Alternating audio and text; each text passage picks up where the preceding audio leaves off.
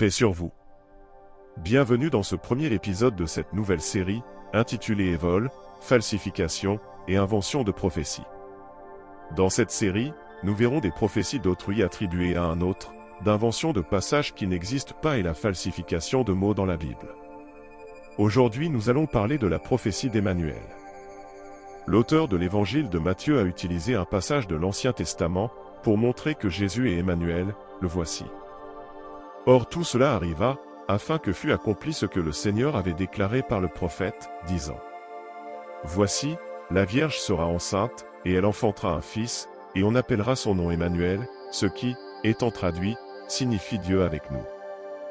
L'auteur de Matthieu a cité ici le verset 14 d'Ésaïe 7.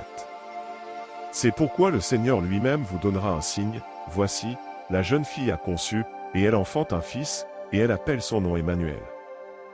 Comme vous l'avez sûrement remarqué, l'auteur a falsifié le mot jeune fille par le mot vierge. Je vous avais dit qu'il y aura des falsifications.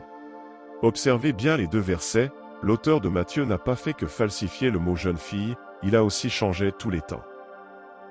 Jésus n'a jamais été appelé Emmanuel.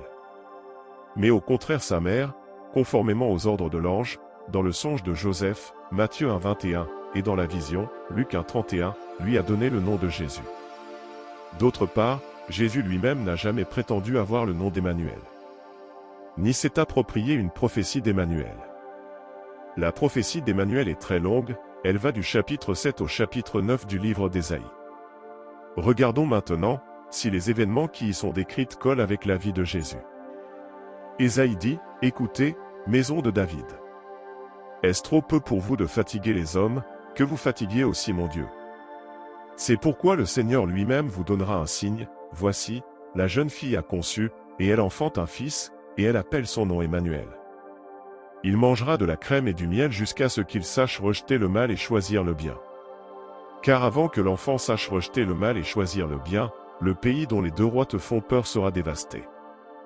Donc pour résumer, avant que l'enfant ait atteint l'âge de 2 ou 3 ans, le pays des deux ennemis du roi Achaz, c'est-à-dire Rétsin et Pékach sera détruit. Observez bien maintenant les temps employés, la jeune fille a conçu, le prophète Ésaïe utilise ici le passé composé, ce qui signifie qu'à son époque, Emmanuel avait déjà été conçu. Quand il dit « elle enfante un fils » et elle appelle son nom Emmanuel. Il utilise le présent, ce qui montre que l'action se produit au moment où il parle. Donc Emmanuel est né à l'époque d'Ésaïe. Pour le reste, il emploie le futur pour montrer que l'action va se produire dans le futur. Il n'y a donc aucun rapport avec la vie de Jésus. Continuons. Et il arrivera en ce jour-là que l'Éternel sifflera les mouches des bouts des fleuves d'Égypte et les abeilles du pays d'Assyrie. Et elles viendront toutes et se poseront dans les vallées escarpées et dans les fentes des rochers, et sur tous les buissons et sur tous les halliers. En ce jour-là, le Seigneur rasera avec un rasoir qu'il aura loué au-delà du fleuve, avec le roi d'Assyrie, la tête et les poils des pieds, et il enlèvera aussi la barbe. Les événements décrits ici ne se sont pas produits à l'époque de Jésus. Il faut aussi noter que les mouches ici font référence aux Égyptiens et les abeilles aux Assyriens. Aucun rapport donc avec la vie de Jésus. Continuons. Et il arrivera en ce jour-là qu'un homme nourrira une vache et 2 brebis. Et à cause de l'abondance du lait, on ne mangera que de la crème, car tous ceux qui seront restés dans le pays se nourriront de crème et de miel. Et il arrivera en ce jour-là que tout endroit où il y avait 1000 ceps de vigne, valant 1000 pièces d'argent, sera couvert de ronces et d'épines. On y entrera avec des flèches et avec l'arc, car tout le pays ne sera que ronces et épines. Et toutes les montagnes cultivées avec le sarcloir, tu n'y viendras plus, par crainte des ronces et des épines, elles seront le pâturage des bœufs et un sol foulé par les moutons. J'allais oublier, notez que le pronom tu fait référence ici à Achaz, roi de Juda.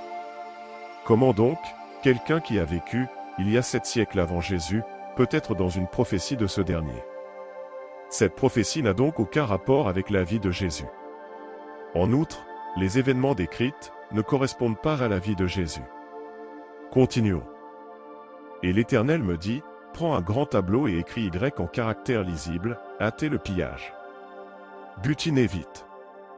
Et je pris avec moi des témoins dignes de foi, Uri, le sacrificateur, et Zacharie, fils de Jebéréchia.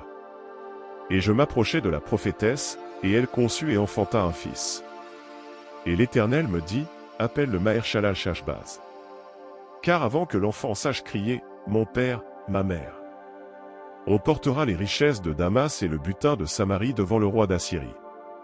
Et l'Éternel me parla encore disant, puisque ce peuple a méprisé les eaux de Siloé qui coulent doucement, et qu'il se réjouit au sujet de Retsin et du fils de Rémalia.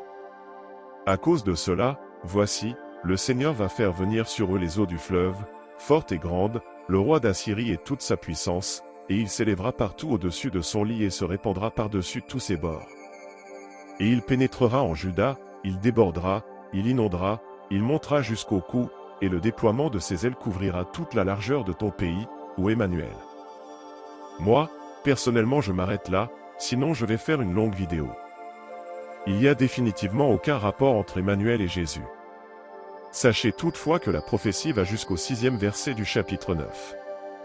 Mais comme nous l'avons vu, aucun des passages cités précédemment n'est applicable à la vie de Jésus.